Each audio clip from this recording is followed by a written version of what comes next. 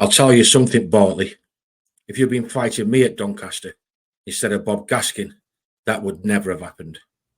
So said Big Johnny Webb as we sat drinking in a crowded public house in Coventry. It was late afternoon and the light was fading. Dozens of travelling men stood in groups by the long bar or sat at tables scattered around a spacious wooden dance floor. Webb was holding court, a huge man of 6'3" and 21 stone, with black hair, a big belly and braces. He was a well-known pugilist, said to be the best fighter in the West Country, home of some of the best bare-knuckle men. There had been talk of us fighting once, but it came to nothing.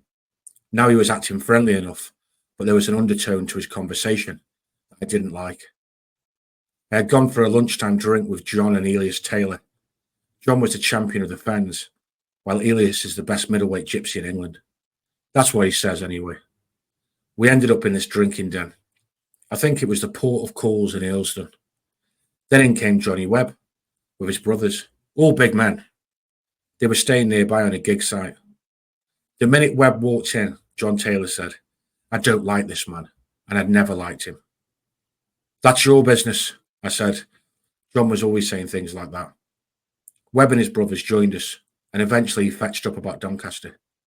"Tell me about it," he said. "I don't want to talk about it, Johnny. Everybody knows anyway." Webb ignored me. He criticised Bob Gaskin and gave me credit for the punishment I withstood. "But I'll tell you straight that it definitely wouldn't have happened if you'd been fighting me," he said. He meant I would have got fair play. He said it 4 or 5 times to make sure everybody knew it. "Do you know, Johnny, I like a man like you," I said. "You are my kind of man. You would fight me fair and square, would you?" He nodded. "Then let's fight now." "No, I won't fight you." That threw me. He had been dropping enough hints, and a notorious fighter like Webb wouldn't normally refuse a direct challenge. Then one of his brothers jumped up. He was even taller than Johnny, lean and fit, and aged about 30, with a bushy afro hairstyle and thick black bandit moustache. They called him Mexicana. "I'll fight you," he said. "Why fight the worst man?" It was a setup. This Mexicana was even better than his brother, though I didn't know at the time. I stood up and we glared at each other, but Johnny Webb intervened. "You're not fighting for nothing. Title at stake." John Taylor immediately replied, "Yes." We stripped off. I judged him to be 6'4" and about 14.5 stone. Not an ounce of fat on him. He was the one gunning for me, not his fat brother. This is where the challenges came from. Not where you expect. The long, tall, lithe, fully trained man. His stomach was like a rubbing board. The other men in the bar cleared the wide wooden floor. They were standing on tables and stools to get a good view. "Everything is at stake," shouted Johnny Webb one more time. "If the man beats me, he is the best man in England," I said. Mexicana fought square on, with his fist cocked, swaying his body from side to side at the hips like a cat. I had never seen a style like it. I was doing my Jack Johnson thing, left foot forward, palms open to catch his punches. He rushed into me, pushed me against the wall and tried to butt me. I hit him hard 3 or 4 times against the side of his head, and the serious fighting began. Mexicana came in close again and bear hugged me, trapping my arms. They pulled us apart, and before I could take a stance, he was on me again with a hard shot to the neck. He followed in with a flurry of good punches, roughing me up. I liked it. I came down on flat feet and started punching it out with him, sending him backwards. The landlord picked up a telephone behind the bar to call the police, but someone grabbed his arm and warned him off. Webb swayed back towards me like a cobra. "I'll show you about fighting," he said. "I'm the champion of the Gypsies." "I told you it wouldn't be a Doncaster job," called his brother. They were getting overconfident. Time to end it. I waited for Mexicana to come in again, and as he did, I faked a bull hammer right and let go a tremendous left hook. If it had landed, he would have been out for a week. But he ducked, and it sighed through his frizzy black hair. I felt a jolt in my shoulder. A wave of agony stabbed through me. The force of the swing had ripped my left arm out of its socket. I stepped back, clamping my jaw against the pain, and turned southpaw, my right fist forward, my now useless left swinging like an old colt's leg. I glanced at the eager faces in a circle around us. No one had spotted my injury. My system was in shock with the pain. I have never given best in my life, but if a child had pulled my arm, then I'd have had to quit. And I knew that if Mexicana found out, he would wrench my arm clean off. I narrowed my eyes and tried to keep my face inscrutable, though my breath was whistling through clenched teeth. It was pride that took me on, the bruised ghosts of my forebears, of boxing Bartley and bulldog Bartley and fearless old Ticker. I could not surrender, never. They'd have to carry me out. As Webb came at me, I stepped in and punched with my right. Bam, bam, bam. I marched forward, hitting without stop with the same hand, ignoring his blows, blanking out the agony. I was almost blinded by the pain banging in my brain. Oblivious now, determined only to punch, pound, pulverize. I drove him the length of the bar, glasses and bottles tumbling off it, his legs sagging, his eyeballs rolling in their sockets, and his head bouncing back like a speedball. Enough! I don't know if it was Mexicana or his brother Johnny that cried out, but I almost collapsed with relief. I put my good arm round him. I tell you something, you're a good fighter, I gasped. I have got to give you credit. You can always say you fought for the title. I just wanted to get out of there, but I had to finish the show.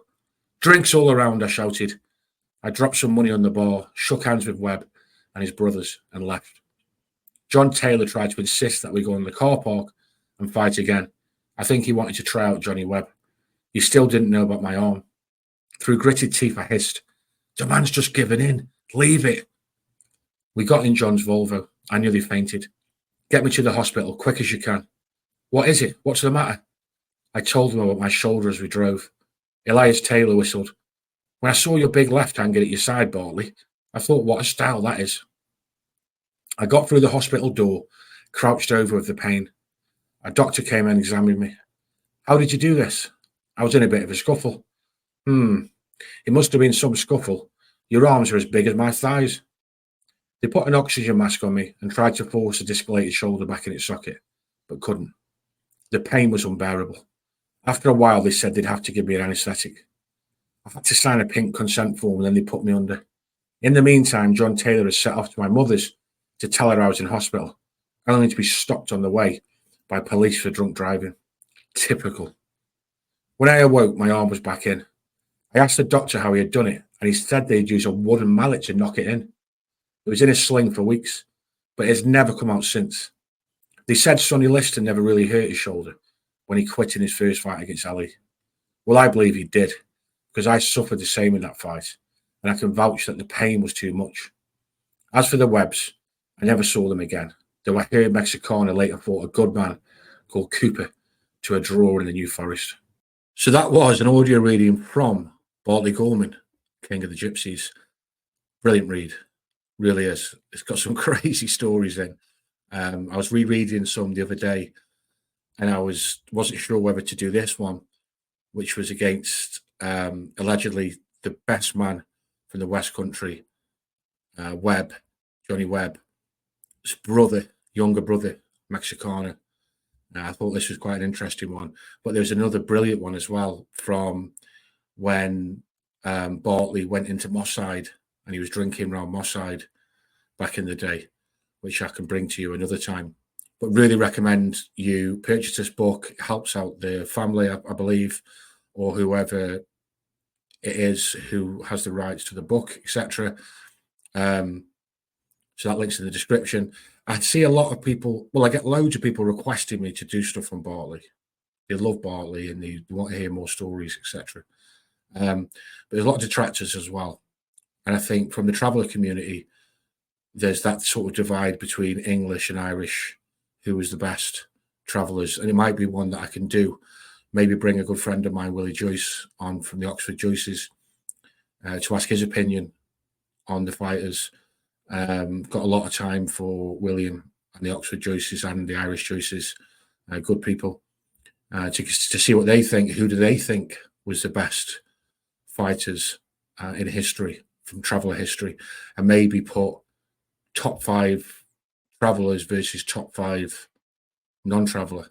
That could be a good video.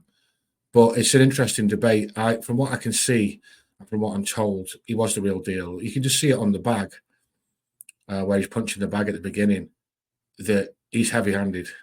He is rock solid. You know, he knows what he's doing. He really puts purchase on those punches. May not be, really sprightly, jumping around and with great boxing skills, but in that type of arena, the bare knuckle, he knows how to follow through on a punch, and you can imagine it not being a nice one on the receiving end.